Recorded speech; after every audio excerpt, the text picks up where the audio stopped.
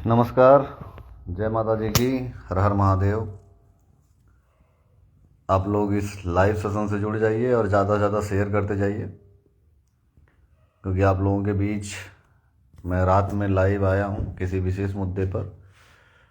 पहले तो आप लोग शेयर करते जाइए। मुद्दा आप सभी को पता है, देवरिया प्रकरण सबको पता है। जितने लोग सामाजिक हैं, जिनको समाज से मतलब है, उनको सभी लोगों को ये मुद्दा पता है। आप लोग शेयर करते जाइए, निवेदन है मेरा। शेयर करेंगे तभी चीज़ें आप लोगों को पता चल पाएंगी, अदरवाइज आपको पूरी जानकारी नहीं हो पाएगी। पहले तो आप लोग शेयर करते जाइए, लोग जुड़ जाएं तो मैं अपनी बात शुरू करूं।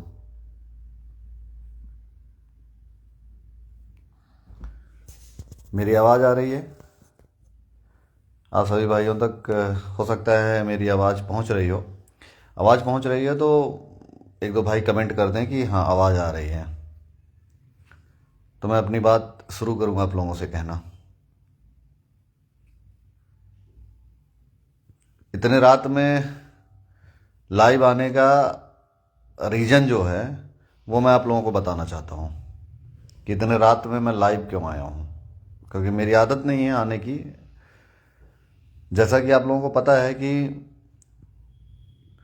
पिछले एक एक लोगों तक पता है, शेयर करते जाइए। ज़रूरी ये है कि आप लोग इस लाइव को शेयर करिए। शेयर करेंगे तभी अन्य लोगों तक पहुंच पाएंगी मेरी बातें, नहीं तो मेरी बात पहुंच नहीं पाएगी। अब नेटवर्क का थोड़ा सा इशू है, इसलिए आप लोग शेयर करते जाइए, फिर मैं अपनी बात आप लोगों के बीच रखूँगा।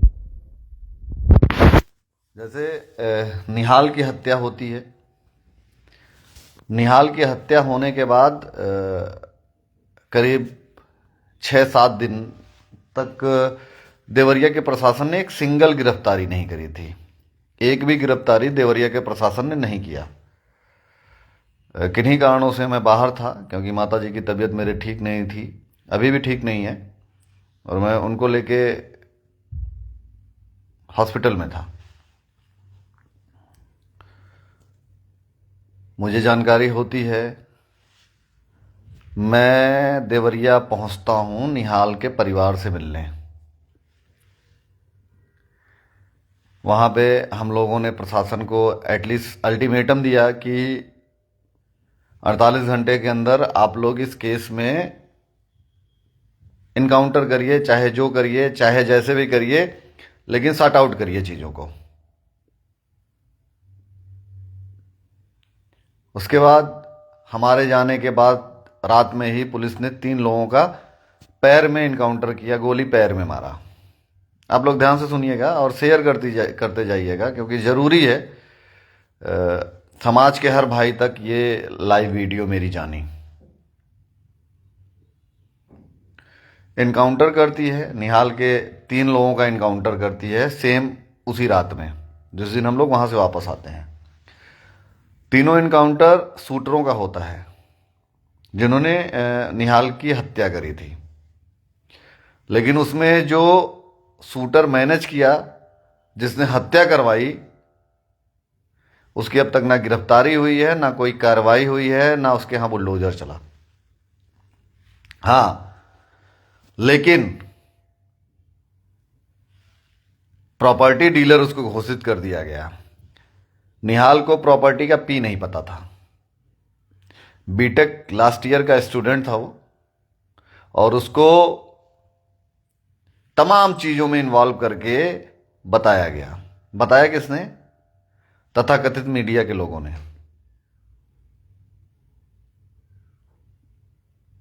चलिए ठीक है, वहां तक तो ठीक था। उसके बाद उसी घटनाक्रम में हम लोगों का एक छोटा भाई विशाल सिंह, जो न्याय के लिए, निहाल के न्याय के लिए लगातार आंदोलन में सक्रिय रहा। उसने 2-3 फेसबुक पे पोस्टें करी, आप लोग उसको जरूर उसकी पोस्ट जाके देखिएगा। उसने जो पोस्ट शेयर किया है, तो आप लोगों को 2-3 चीज़ें कंक्लूजन करके निकलेंगी। भाई मेरे पहले तो मैं कमेंट में ये जरूर आप लोगों को मना करूंगा कि ये लिखना बंद करिए हत्या का बदला हत्या होगा भैया जी। ये लिखना बंद करिए। पहली चीज मेरा निवेदन है, अनुरोध है, इस टाइप के वर्ड का इस्तेमाल आप लोग कमेंट में मत करिए, ठीक है।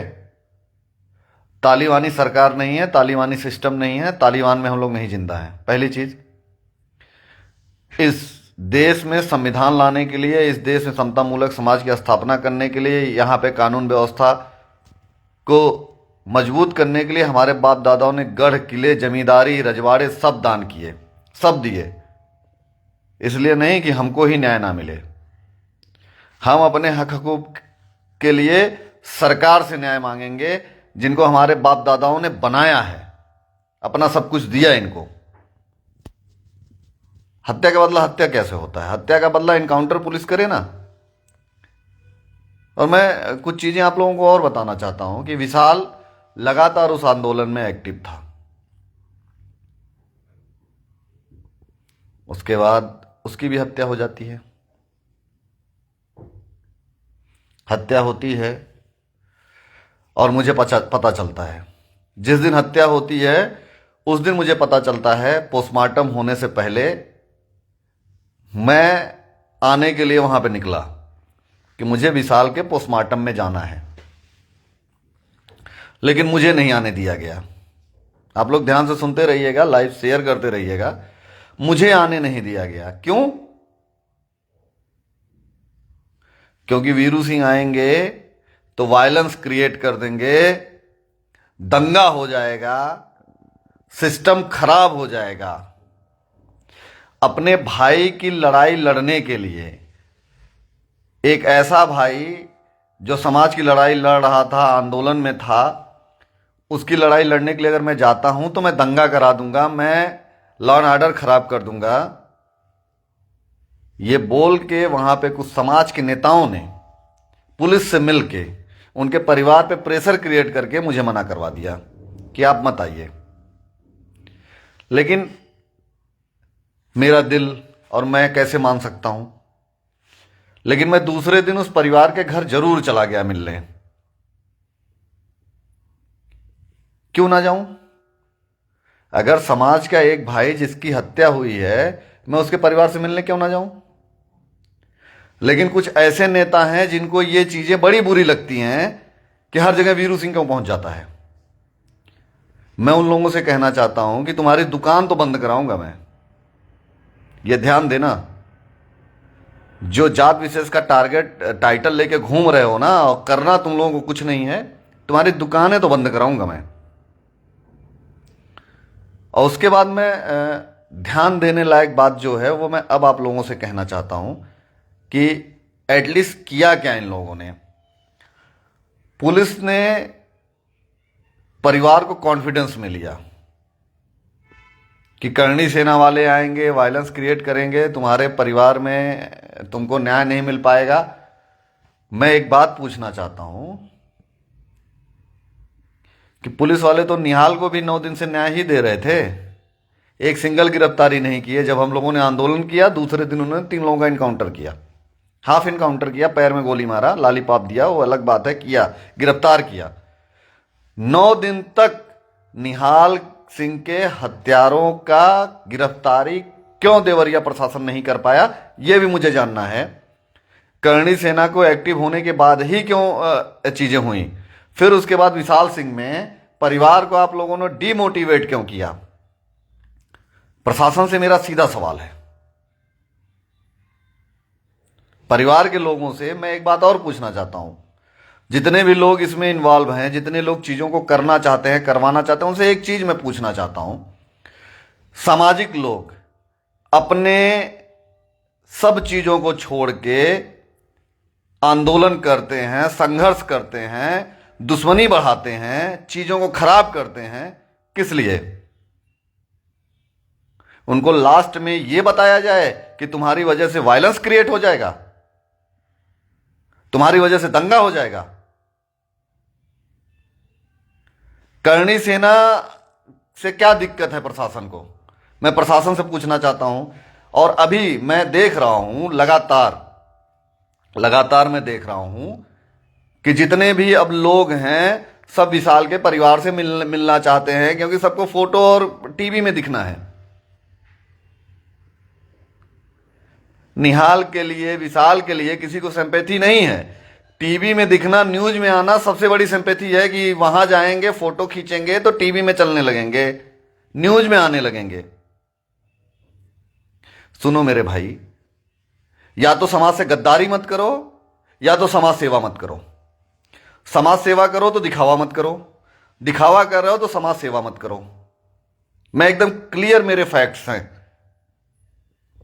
अगर आप लड़ाई लड़ने में सक्षम हो तो आगे आओ। अब फोटो खिंचवाना, वीडियो बनाना, टीवी में आना, न्यूज में चलना है तो प्लीज इन चीजों से दूर रहो आप लोग।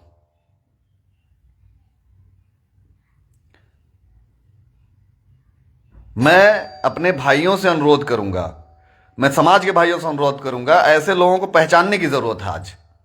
अगर आज उन लोगों को आप लोग नहीं पहचान पाओगे तो हर दिन ये समाज के साथ गद्दारी करते फिरेंगे। कोई इस दिन आंदोलन करेगा, कोई उस दिन आंदोलन करेगा, कोई अब आंदोलन करेगा, कोई देवरिया में कर रहा है तो कोई लखनऊ में कर रहा है, कोई दिल्ली में करे, डजंट मैटर। लेकिन मैं ये जानता हूं कि समाज के युवा साथी बहुत मजबूती से एक हैं। उनको पता है कि कौन लड़ पाएगा, कौन नहीं लड़ पाएगा, किसको झुका देगी प्रशासन, किसको नहीं झुका पाएगी। लगातार उत्तर प्रदेश के प्रशासन हमको फोन करके टॉर्चर कर रही है, हमारे लोगों को टच कर रही है कि नहीं आप लोग आंदोलन मत करिए, ये चीजें हो जाएंगी, चीजें। आपको पता है ना, पूरा हिंदुस्तान का एक एक बच्चा समाज का जानता है कि वीरू सिंह को कोई झुका नहीं पाएगा, चाहे जितना ताकत लगा ले, चाहे जितना ताकत लगा ले, कोई झुका नहीं पाएगा। ये पूरा हिंदुस्तान जानता है, और खास करके क्षत्रिय समाज का तो एक एक बच्चा जानता है कि धरती पे कोई वीरू सिंह को बैक नहीं कर सकता, ना झुका सकता है। इसलिए मैं खुल के एक बात आप लोगों को बताना चाहता हूं, सामाजिक चीजों के अलावा किसी भी प्रैक्टिकल वे प्लेटफॉर्म पे जाके समाज के नाम पे गद्दारी करने की जरूरत किसी भी संगठन को नहीं है या किसी भी व्यक्ति को नहीं है। मैं क्लियर फैक्ट्स बताता हूं कि चाहे जो चाहे जितना कह ले, लड़ाई लड़ने के लिए पिछवाड़े में दम होना चाहिए।